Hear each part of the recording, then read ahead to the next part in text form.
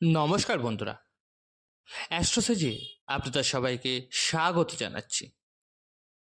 বন্ধুরা, আজকের এই জ্যোতিষের অনুষ্ঠান মকর রাশির জন্য খুবই বিশেষ এবং গুরুত্বপূর্ণ একটা অনুষ্ঠান। আজকের এই বিশ্লেষণ মকর রাশি, ক্যাপ্রিকন সাইন, তাদের জুলাই মাসের অর্থাৎ জুলাই 2025-এর মাসিক রাশিফল, মান্থলি প্রেডিকশন। জুলাই 2025 আপনার জন্য কেমন যাবে সব কিছু আজ খুব বিস্তারিতভাবে আপনাদের কিন্তু জানাতে চলেছি। আপনাদের নবগ্রহদের অবস্থা কেমন, নবগ্রহ কেমন আছে, নবগ্রহদের অবস্থান কেমন, কোন গ্রহ কোন ঘরে বসেছে, সব বিষয় নিয়ে আজকে বলবো।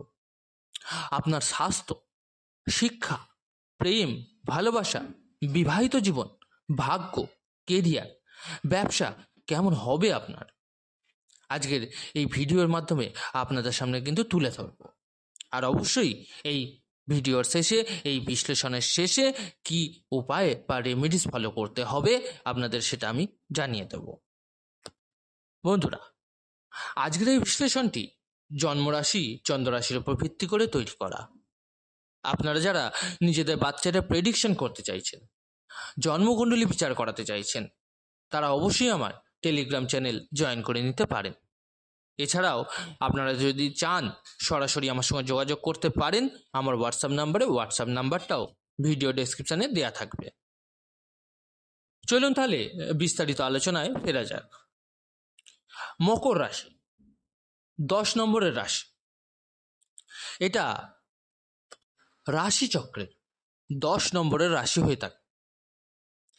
আপনার সেকেন্ড হাউসে অবস্থান করছে রাহু, থার্ড হাউসে অবস্থান করছে শনি, ফিফথ হাউসে অবস্থান করছে শুক্র, সিক্সথ হাউসে সূর্য ও গুরু, সেভেন্থ হাউসে বুধ, এইথ হাউসে কেতু আর মঙ্গল অবস্থান করছে।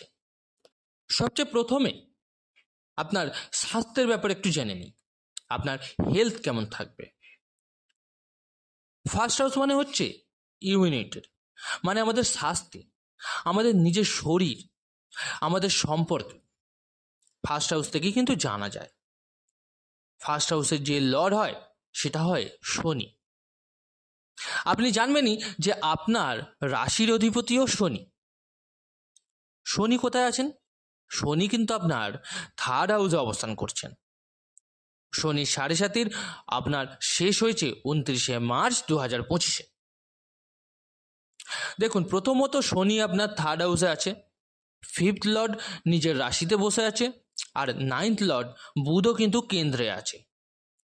এখান থেকে এই মাস স্বাস্থ্য নিয়ে ভালোই যাবে, কারণ রাশির থার্ড হাউসে আপনার শনি থাকাটা ভালো ধরা হয়। এখান থেকে আপনার স্বাস্থ্য দেখা যাচ্ছে খুবই ভালো থাকবে।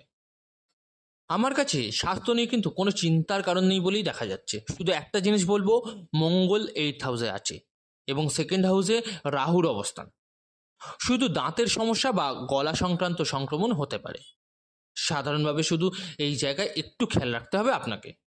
কিন্তু ইমিউনিটি খুব দুর্বল হওয়া বা স্বাস্থ্য নিয়ে বড় কোনো সমস্যা দেখা যাবে না, এটা দেখে নিতে পারবেন। চলুন তাহলে এবার জেনে নিই আপনার পড়াশোনা অর্থাৎ শিক্ষা কেমন থাকবে।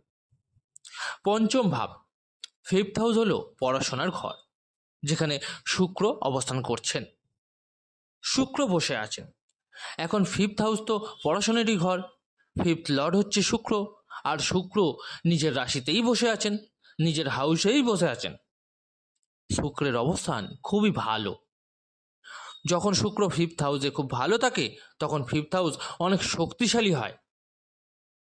আপনার যদি প্রশ্ন থাকে এই মাসে আমি কোনো অ্যাডমিশন নিতে চাই, প্রশ্ন করবেন না, প্রথমে দেখুন যে ফিফথ হাউসের যে অধিপতি শুক্র তিনি নিজের রাশিতেই বসে আছেন। শনি ফার্স্ট লর্ড হয়ে ফিফথ হাউসকেও দেখছেন, মঙ্গলের দৃষ্টি এখানে নেই, তাই এই ফিফথ হাউস খুব শক্তিশালী। 1 বছরে 1 মাসই এমন হয় যখন শুক্র পঞ্চমভাবে নিজের রাশিতে ট্রানজিট করে। তাই আমি বলবো, যদি আপনি যে কোনো রকম পরীক্ষায় বসতে চান এই মাসে যদি হয় তাহলে সেটা আপনার জন্য কিন্তু অত্যন্ত পজিটিভ প্রমাণ হবে। হ্যাঁ, আমি অবশ্যই এটা এই ট্রানজিটের উপর ভিত্তি করেই বলছি। আপনার জন্মকুণ্ডলী বা আপনার কর্মকুণ্ডলী যা ফিক্সড থাকে সেটাই হয়, তবে তার সঙ্গে গোচরেরও কিছু প্রভাব থাকে, সেটাই আমি বলছি। ব্যাপারটা হচ্ছে এই ট্রানজিট, ইউনিভার্সের যে গ্রহরা পরিবর্তিত হয় তার প্রভাব খুব গভীর হয়, তাই এই প্রভাবটাও আপনার উপর পড়বে, কিন্তু আপনার জন্মকুণ্ডলীতে কি আছে সেটা দেখাটা অবশ্যই জরুরি। এই মাসে আপনার পড়াশোনার জন্য খুবই সেরা হতে চলেছে। চলুন এবার আলোচনা করে নেওয়া যাক আপনার প্রেম ভালোবাসা অর্থাৎ আপনার লাভ রিলেশন নিয়ে। পঞ্চম ভাব প্রেম ভালোবাসারও ঘর, 5th হাউস। এখানে শুক্র নিজের রাশিতেই বসে আছেন, আমি আগেই বলেছি। এখন দেখুন, রাশির অধিপতি শনি শুক্রকে দেখছেন, অর্থাৎ এর একটা শিরোনামও কিন্তু হতে পারে, আপনি যেখানেই থাকুন, যত দূরেই থাকুন, আমার অনুভূতি আরো কাছাকাছি আসবে। কারণ শনি অ্যাসপেক্ট করছে শুক্রকে, শুক্র নিজের রাশিতে বসে আছে। যদি আগে কোনো সমস্যা ছিল, যদি আগে কোনো ভুল বোঝাবুঝি ছিল, আপনার প্রেম সম্পর্কে যদি আগে কোনো টেনশন ছিল, এখন সেই সব সমস্যার সমাধান কিন্তু হয়ে যাবে, সেই সময় কিন্তু এসে গেছে। লাভ রিলেশন কিন্তু এখন খুবই উন্নত দেখাচ্ছে। শুক্র তো এমনিতেই অনুভূতি, বোঝাপড়া আর রোম্যান্সের গ্রহ, তাই এই মাস আপনার প্রেম ভালোবাসার ক্ষেত্রেও কিন্তু খুবই ভালো দেখাচ্ছে, কারণ 5th হাউস খুব অত্যন্ত শক্তিশালী হয়ে উঠছে।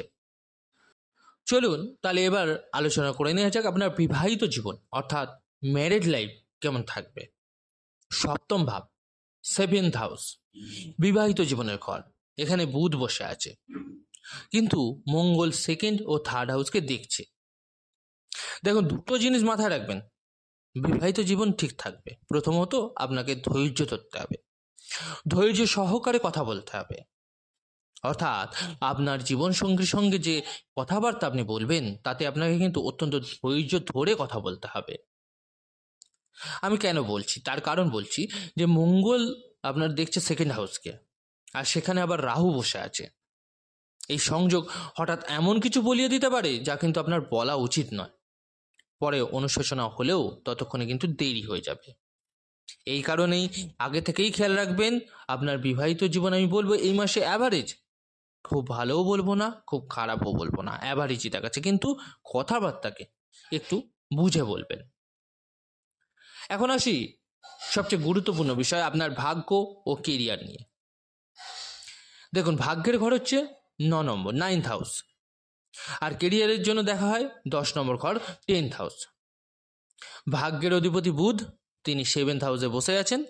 শুক্র পঞ্চম ঘরের অধিপতি হয়ে নিজের রাশিতেই বসে আছেন। শনি দৃষ্টি দিচ্ছে 9ম ঘরে। ভাগ্য এই মাসে আপনার পক্ষেই থাকবে, এতে কোনো সন্দেহ নেই। ভাগ্য আপনাকে সাপোর্ট করবে। যদি আপনি কোনো শুভ কাজ, মাঙ্গলিক কাজ, নতুন উদ্যোগে শুরু করতে চান, অবশ্যই করুন, এটা আপনার জন্য অত্যন্ত ভালো মাস। কেরিয়ারের দিক থেকে বললে 10th হাউস রিপ্রেজেন্ট করে কেরিয়ারকে।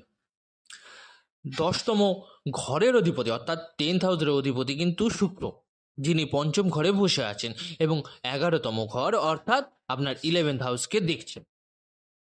11th হাউস হলো আকাঙ্ক্ষা, স্বপ্ন পূরণ, লাভের ঘর।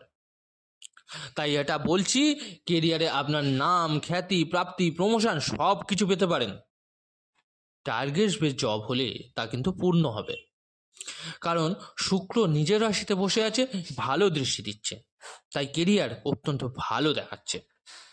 ব্যবসার দিক থেকে দেখলেও এই মাস আপনার জন্য ভালো।